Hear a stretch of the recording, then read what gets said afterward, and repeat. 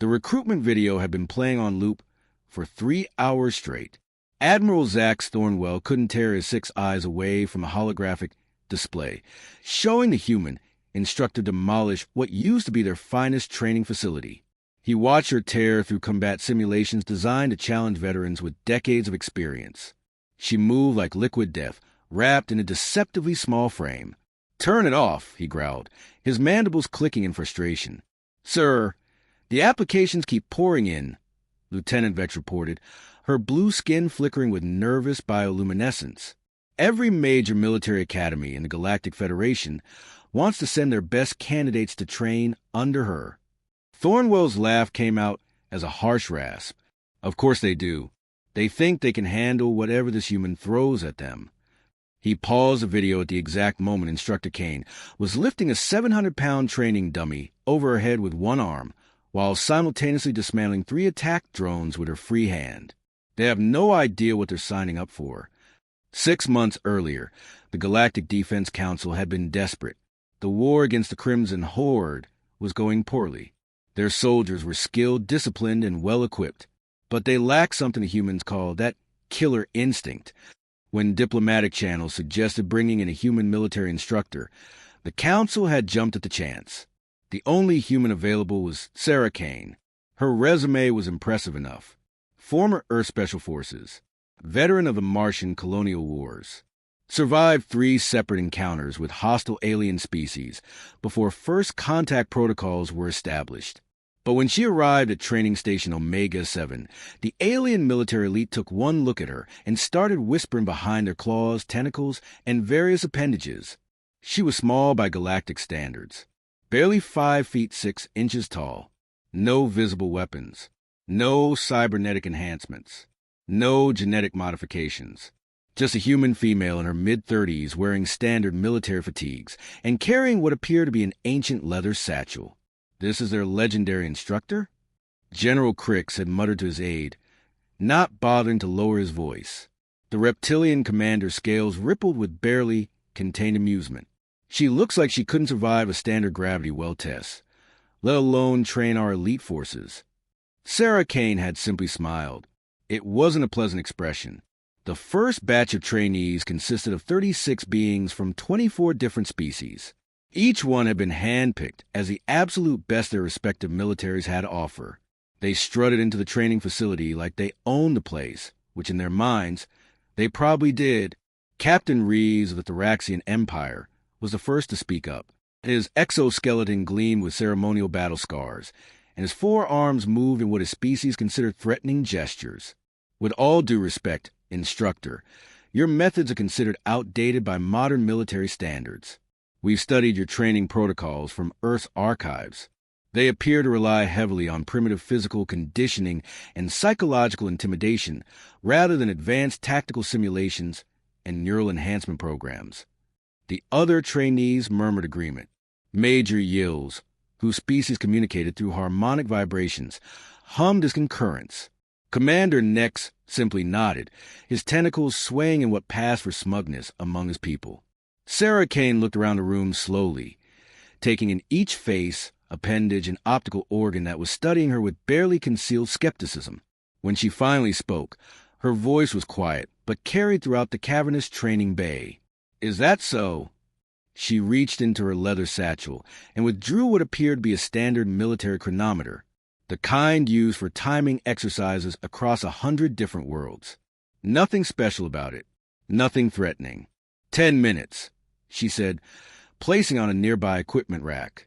"Give me 10 minutes to demonstrate my outdated methods, and then you can all file your transfer requests and go back to your fancy academies with their neural enhancers and tactical simulations." Several trainees exchanged glances that clearly communicated their shared opinion. This was going to be embarrassing. For her. Sara walked to the center of the training bay, empty-handed except for that leather satchel. The space was enormous, designed to accommodate beings of vastly different sizes and physiologies. Climate controls maintained perfect atmospheric conditions for all species present. The floor was covered in impact-absorbing material that could handle anything short of orbital bombardment. Computer, activate training scenario Delta 7.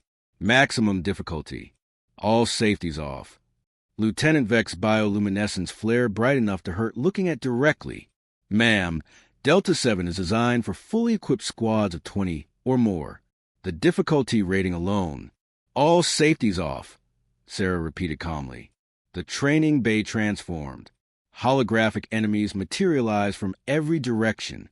Kinetic projectile simulators dropped from hidden ceiling compartments. Energy barrier generators created a maze of obstacles and kill zones. Environmental hazards activated, including gravity fluctuations, atmosphere processors, and electromagnetic pulse generators. It was chaos designed to challenge the most elite military units in known space. Sara Kane stepped into it like she was taking a morning stroll. What happened next would be studied by military tacticians for decades to come. She moved through the simulation like she belonged there, like the environment itself was just another tool at her disposal. When holographic enemies appeared, she didn't just defeat them. She turned them against each other, using their own positioning and attack patterns to create cascading failures throughout their formations. The kinetic projectile simulators were designed to track targets and fire non-lethal but painful training rounds. Sara somehow managed to manipulate their targeting systems by using reflective surfaces, electromagnetic interference from her chronometer, and what appeared to be interpretive dance to make them shoot each other instead of her. But it was what she did with the environmental hazards that really got everyone's attention. The gravity fluctuation generators were supposed to disorient trainees by randomly altering gravitational pull in different sections of the bay. Sara turned them into launching platforms, timing her movements to use gravitational shifts for momentum and positioning. When the atmosphere processors activated, creating areas of dense fog and thin air, she disappeared into them like a ghost, using concealment and breathing difficulties as tactical advantages rather than obstacles. The electromagnetic pulse generators were meant to disable equipment and force trainees to rely on basic skills. Sara's chronometer kept running. How was it still functional? The trainees watched in fascination as she somehow used the EMP burst to overload and disable simulation components that were supposed to be hardened against exactly that kind of interference. 3 minutes in, half the simulation was turned against itself. 5 minutes in, she had created what could only be described as controlled chaos. Every system designed to challenge the trainees was now working in her favor somehow. 7 minutes in, she was actively hunting the holographic enemies rather than avoiding them, and they were retreating. At the 8-minute mark, Captain Reeves made a sound his species reserved for witnessing divine interventions. Major Yield stopped humming entirely, which among his people indicated complete mental overload. Commander Nexus' tentacles had gone completely rigid, a physiological response his species experienced only when confronted with something beyond their ability to comprehend. 9 minutes and 30 seconds into the demonstration, Sara Kane stood in the center of a training facility that had been completely pacified. Every holographic enemy was neutralized. Every environmental hazard was either disabled or repurposed. Every piece of equipment that should have been working against her was now somehow working for her. She hadn't drawn a single weapon. She hadn't used any technology more advanced than a chronometer. She had just moved thought and adapted in ways that shouldn't have been possible according to everything these elite military minds understood about combat theory. The chronometer chimed. 10 minutes exactly. Sara walked over and picked up the device, tucking it back into her leather satchel with the same casual motion she might use to put away a snack. "So," she said, addressing the stunned group of trainees who were still trying to process what they had just witnessed. "Anyone still think my methods are outdated?" The silence stretched for nearly a full minute before Captain Reeves found his voice. "How?" The word came out as barely more than a whisper through his translator unit. Sara's smile this time was genuinely warm, almost maternal. "That's what you're here to learn. But first, I need to know if you're actually ready to be trained, or if you're just here to collect credentials to impress your commanding officers back home." She gestured toward the exit. "The door is right there. No shame in walking away. This isn't going to be like anything you've experienced before. I don't use neural enhancers because they make you dependent on technology that can fail. I don't rely on advanced simulations because real combat is messy and unpredictable in ways no computer can replicate.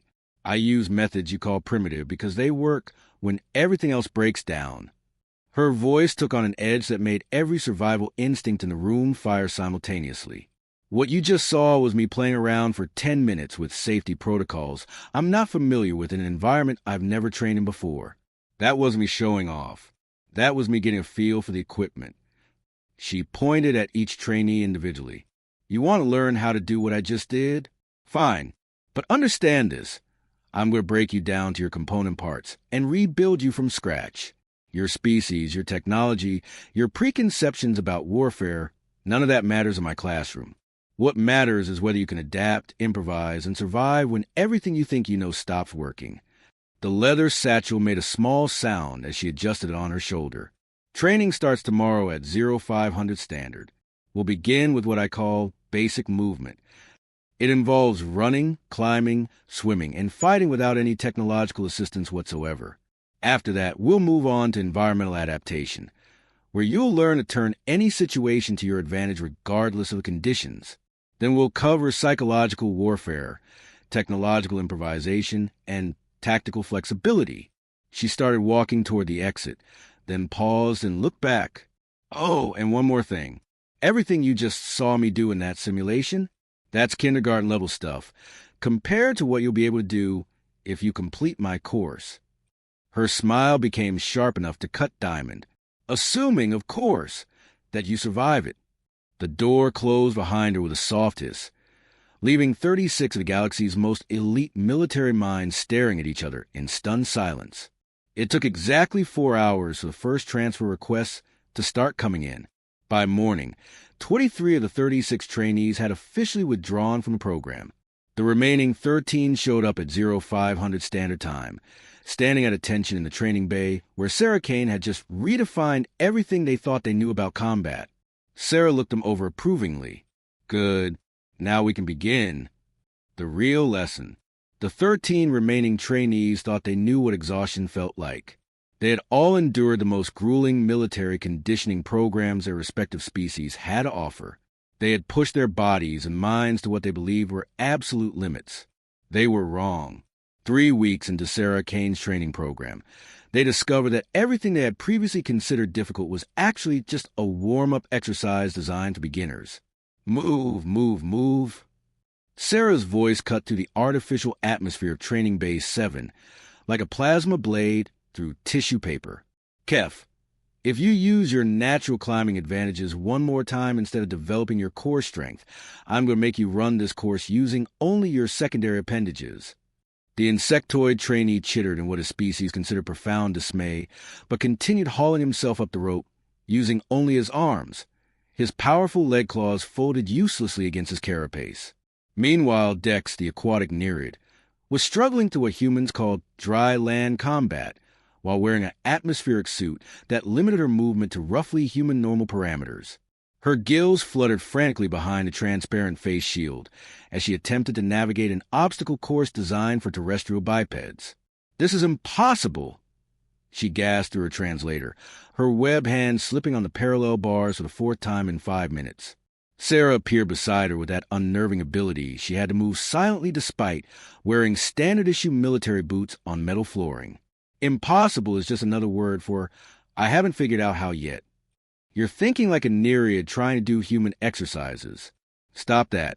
Start thinking like a warrior who happens to be stuck in an atmospheric suit. I don't understand the difference. Sara's grin was pure predator. A nereid in an atmospheric suit is handicapped. A warrior in an atmospheric suit has just acquired mobile armor with built-in life support. The bars aren't obstacles preventing you from moving forward. They're weapons you haven't learned to use yet. She demonstrated by grabbing one of the parallel bars and using it as a fulcrum to launch herself over the entire section, landing silently on the far side. Everything in your environment is either a tool or a weapon, usually both. The trick is learning to see the possibilities instead of the limitations.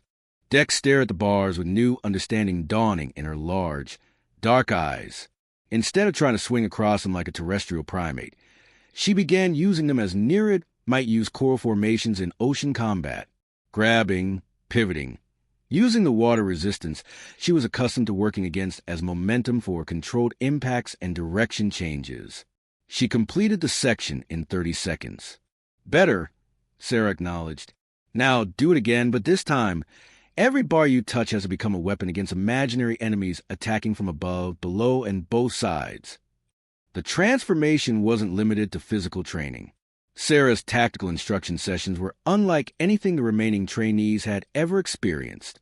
Pop quiz, she announced during their 4th week, strolling into the classroom section of the facility carrying her ubiquitous leather satchel. Your strike team has been compromised. Your communications are jammed. Your weapons are either destroyed or captured. Your extraction point has been overrun. Your mission objective is still active, but completing it now means certain death for your entire squad. What do? Cadet Lyra, a feline Vashti with reflexes that operated at roughly twice the speed of most other species. Raise or clawed hand. Request immediate tactical support from command. Your communications are jammed. Abort the mission and establish a new extraction point. The mission objective is time critical. Abort means total strategic failure and approximately 10,000 civilian casualties. The room fell silent as the trainees wrestled with a scenario that had no clean solutions. These were military minds trained to think in terms of acceptable losses, tactical advantages, and strategic objectives. But Sara had presented them with a situation where all the standard approaches led to either mission failure or team annihilation. Kef's mandibles clicked thoughtfully. Complete the mission. Accept the casualties. Interesting choice. And your justification? 10,000 civilian lives outweigh 13 military lives. Basic utilitarian calculus. Sara nodded slowly. Classic military academy thinking. Logical. Mathematically sound. Completely wrong. The silence in the room became oppressive. These were beings who had spent their entire adult lives studying warfare, tactics, and strategic decision-making. Being told their fundamental approaches were completely wrong was like being told they had been breathing incorrectly their entire lives. Anyone want to explain why Kef's answer, while logical, misses the point entirely? Dex's gills fluttered rapidly. Because you said certain death. Not probable death or likely casualties. Certain death. Which means the mission fails anyway because dead soldiers cannot complete objectives. Good start. Anyone want to build on that? Zara, a silicon-based Christ arch whose species communicated through harmonic resonance, hummed a complex pattern that translated roughly to, the scenario assumes all conventional approaches have been exhausted. Therefore, the solution must be unconventional by definition. Sara's smile was approval incarnate. Exactly. You're still thinking inside the tactical frameworks you were taught. Those frameworks work great when you're fighting enemies who follow the same rules, use the same strategies, and make the same assumptions you do. She started pacing, her boots clicking a steady rhythm on the metal flooring. But what happens when you're facing something that doesn't follow any rules you recognize? She reached into her leather satchel and withdrew what appeared to be a standard field ration. Nothing special about it. The kind of emergency food that could sustain most humanoid species for 24 hours. Zara, what is this? The harmonic translation came back as nutrient paste. Emergency caloric supplementation. Survival rations. Anyone else? Lyra's ear tufts twitched. Food. Kef. Biomass for energy conversion. Sara tossed a ration pack to Dex, who caught it awkwardly in her web hands. What about you, Dex? What is this? The Nereid examined the package carefully, turning it over her hands, feeling its weight and texture. It is whatever you need it to be. The room went absolutely silent. Sara's grin could have powered a small starship. Ladies, gentlemen, and non-binary entities of various species classifications, we have our first graduate-level answer. She began walking around the room, her voice taking on the tone of someone explaining fundamental principles of physics to children who had just discovered that gravity worked differently than they had been told. A field ration can be food when you're hungry. It can be a projectile when you need to distract or disable an enemy. It can be a weight for an improvised weapon. It can be a signal device if you know how to make it reflect light, or electromagnetic radiation. It can be a tool for propping open doors, jamming mechanisms, or marking locations. It can be currency when you're dealing with hungry people. It can be a decoy when you need enemies to think you're somewhere you're not. She stopped in front of the holographic display that dominated one wall of the classroom. With a gesture, she activated a complex three-dimensional battlefield scenario. Multiple enemy positions. Compromise-friendly forces. No clear tactical advantages.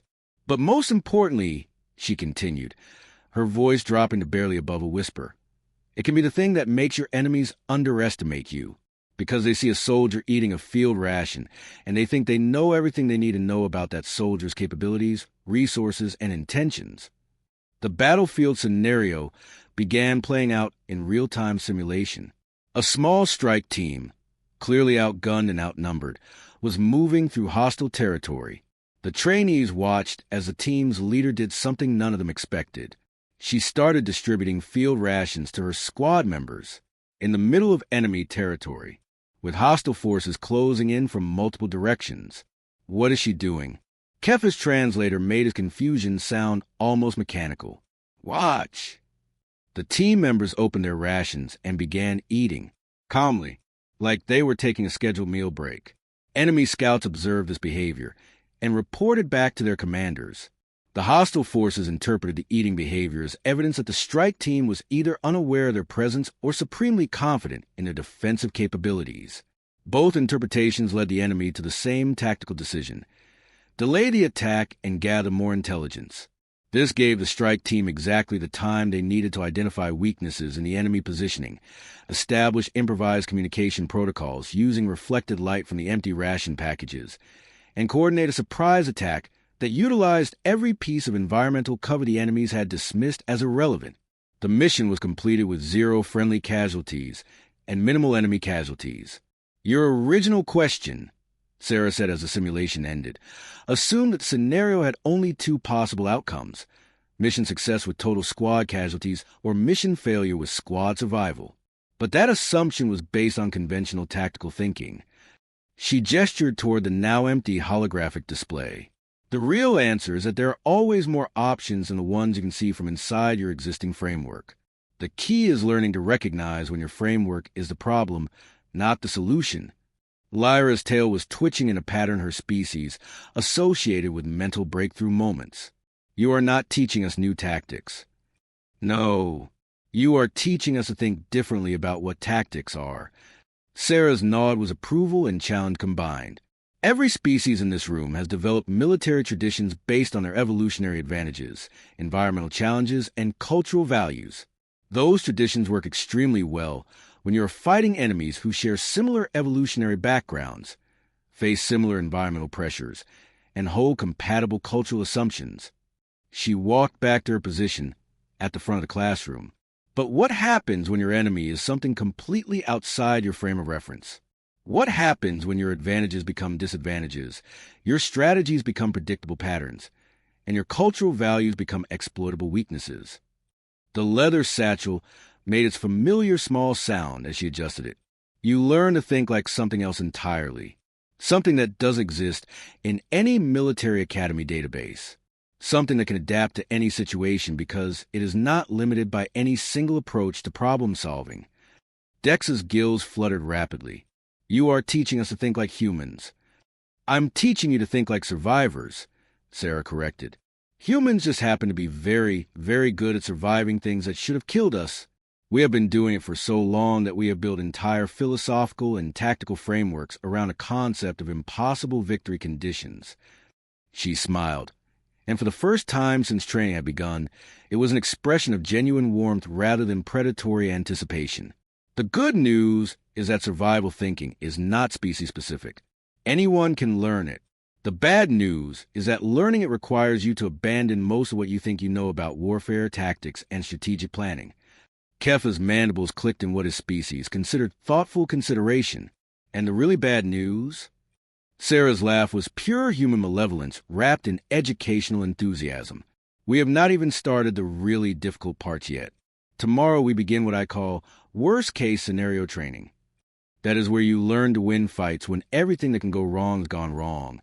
Your backup plans have backup plans that have failed, and your only remaining resources are whatever you can improvise from the wreckage of your original strategy. She started walking toward the exit, then paused and looked back over her shoulder. "Oh, and just so you know, the scenario I gave you at the beginning of today's session, that was based on a real situation my squad faced during the Martian colonial wars. We completed the mission with 0 casualties and turned the strategic situation so completely around that the enemy faction surrendered 3 days later."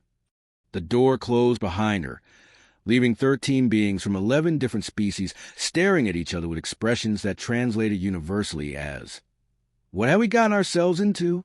Outside the classroom, Sara Kane smiled to herself as she made her way back to her private quarters. The real training was just beginning, and she had a feeling that by the time these students graduated, the Galactic military establishment was going to have to rewrite every strategic manual in existence. After all, that was exactly what had happened the last time humans had been seriously underestimated by alien military forces. She was just making sure it would not happen again.